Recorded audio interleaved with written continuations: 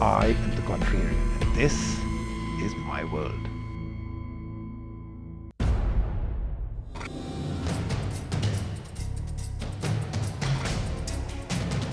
My name is Rajan Matthews, and I have the privilege of serving as the Director General of COAI, which is the Cellular Operators Association of India. I'm looking forward to being on the show with Rajiv Makni on this show, The Contrarian.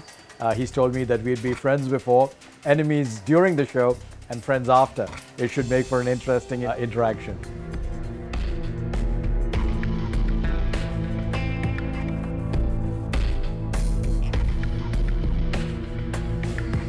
Let's start off with a small little game. It's a very easy game. You play it in your mind every single day, but this time you have to really think about it. Let's come up with the top 3 frustrations to do with mobile communication. Now, take your time, think about it. That's about the total amount of time I have for you.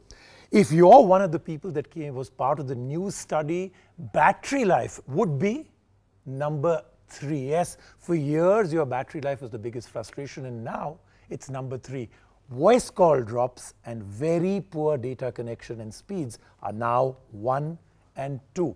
Where are we going? What's happened to India? We were the poster child. We were supposed to set standards for the world. We're not even setting standards for ourselves right now. So I'm going to give you a minute really to establish the platform. We were at the forefront. We were said that because India is coming in a little late with the technology to do with the entire mobile communication, we're always going to be leading.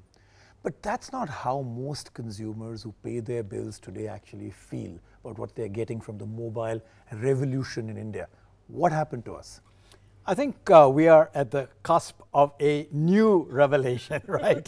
So we're moving from really a voice-centric network to data-centric networks. And from a technology perspective and from a customer use perspective, those are not easy transitions, because every transition involves some sort of disjunctive or disjuncture in terms of the use and the experience. So I think we're at that event here. And I think in a couple of years, I think because we are the leading country in terms of 4G and 3G, we no longer can learn from the mistakes of other countries. We're going to have to learn from our own mistakes. Okay, so you said one very interesting thing. Let me start from there. You said we don't have mistakes that we can learn from others. We have to learn from our mistakes. So that's a great amount of mistakes that we can learn from, because I think we've made more than anybody else. Let's start off with our current situation. So you're again making a promise for the future. It's kind of the big problem that we've always had with mobile phones. When the first networks came in, people were on pagers and people said, why do we need it? Who can afford it, right? Then we moved to the fact that people said, no, eventually the costs will come down and it'll help rural India. That whole promise that is always made. Once again, a new promise is being made. Let's park that for a minute. Let's talk about our current situation. What are the 2 or 3 big problems that are making us lead this incredibly frustrated mobile life? So one is obviously the quality of our networks, the investment in our networks, the ability to be able to get wall-to-wall coverage in 3G and 4G, which is the quintessential criteria for good experience on data, all right? And we are in a situation where still 85% of our market is still voice-oriented. Right. So again, we are trying to transition from that to a data network where those types of speeds are imperative. Now, if you look at the rest of the world, it's taken 3 to 4 years for 3G and 4G to take hold. So it's not as if we are lagging behind. It's about 4 or 5 years since those first auctions have happened for 3G and 4G. And you can notice that it is in fact happening and rolling out in various parts of the country. Okay, so let's understand the one excuse that I think normally I keep hearing about, the incredible investments required to actually make this happen. Investments that are not available to increase the quality of everything we are doing. I'm not seeing losses in these companies. So why are they so hesitant in actually going out there and making the big investment?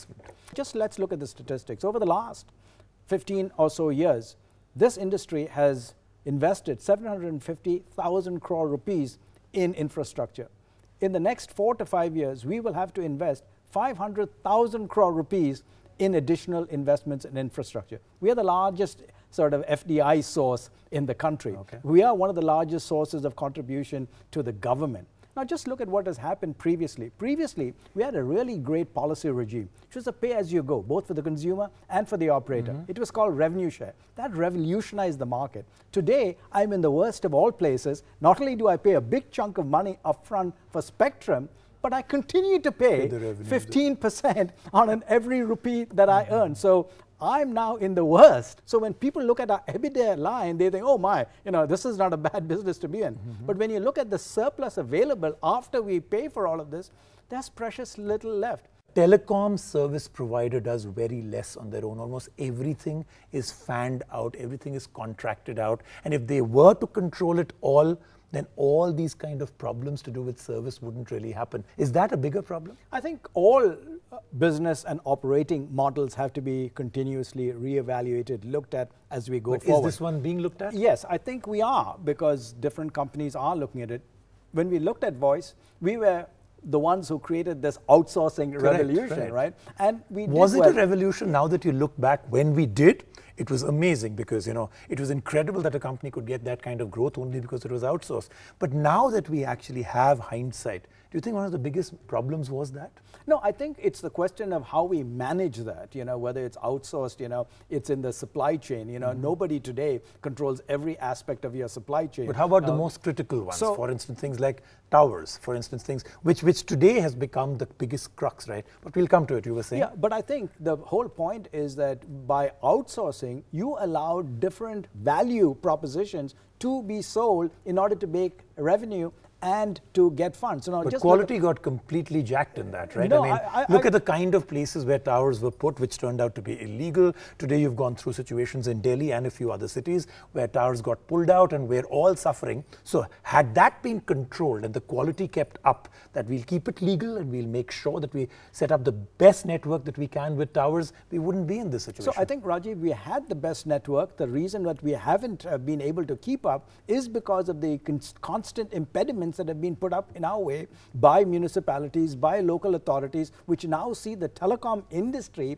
as a source of funding for them. Let me give you an example right here in Delhi. All right, we started out with 10,000 rupees a one-time charge for towers. That went to 50,000 rupees. That went to 1 lakh, to 5 lakh, to 50 lakhs, right?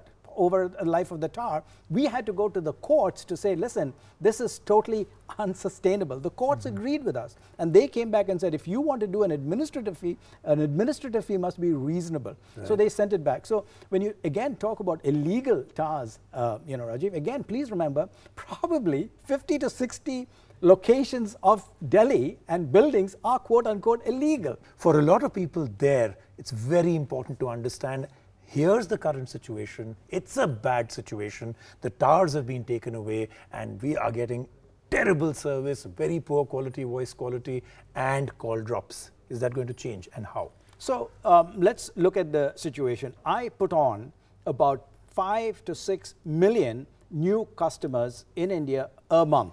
Okay. All right. In 2 months, I've put on the population of Scandinavia. Okay. All right.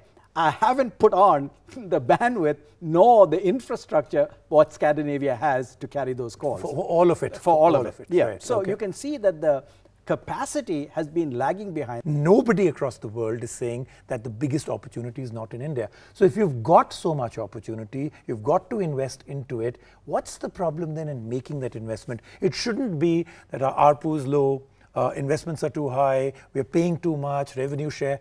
The opportunity here is not the same as in Scandinavia. It's a million times more. So where's the problem? So I think everybody recognizes that the business case in India is high volume, low margins. Right. All right. So and nobody's fooled them about it. Yeah. That's what we are. That's what we'll be for the next 10 years. I'm saying that to everybody who's thinking of India as investment. It'll stay that way. It's not changing. All right. Now think about my problem. My problem is saying is that the growth is taking off and I can't put my infrastructure in place fast enough to compensate and to address this growing, burgeoning demand. So are you saying that if you could get enough, you'll never have the luxury of having the perfect number. If you could get enough towers in the right place, every single problem we face today is gone? I think the problem of capacity, the problem of call drops would be more or less solved, because there is no mobility network in the world that does not have drop calls. Okay. So if DOT seems to think that it's okay to put a tower right behind my house, but I'm not. What happens then? I mean, that's really the crux of the problem that we are seeing right now. There's a fear factor of radiation, and there's also this entire thing of, is the tower safe? Is it being built on a structure that is right? And is it legal for all time to come? Is all of that taken care of by the DoT? Yes, absolutely. So the first component part, there are two parts of it. One is what we call the EMF part, the use of spectrum. All right, there's an elaborate process by which the DoT specifies whether that spectrum is safe, what are the safety norms. And we have one of the most stringent safety norms, bar none. 93% of the countries of the world, including Europe, including America, and all of these countries have norms that are much laxer, if you will. Really? Yes. And so to answer your question, is it safe? Absolutely. Do I want a cell tower near my house? I live quite close to several of them. So when we work, I spend more time at work, unfortunately, than I do at home. And I have a cell tower 1 block away where I spend 10 to 12 hours a day. So I think, and you're doing okay, right? And I've been in this business for 30 years, Rajiv, and I'm not glowing.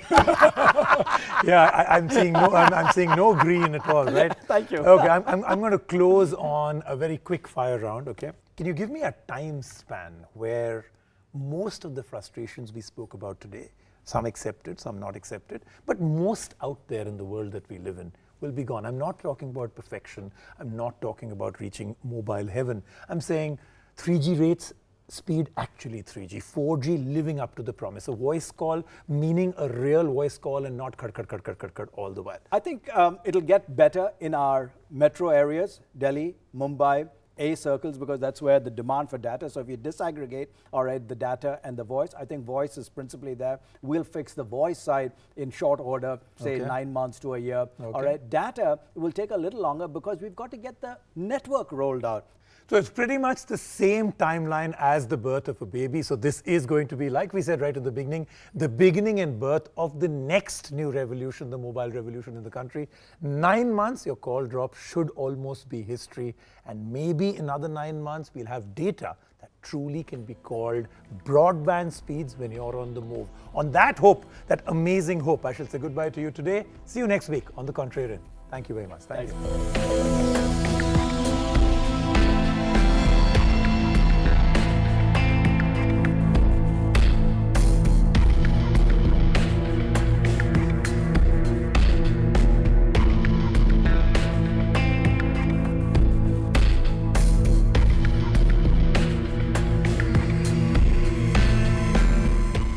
I am the contrarian, and this is my world.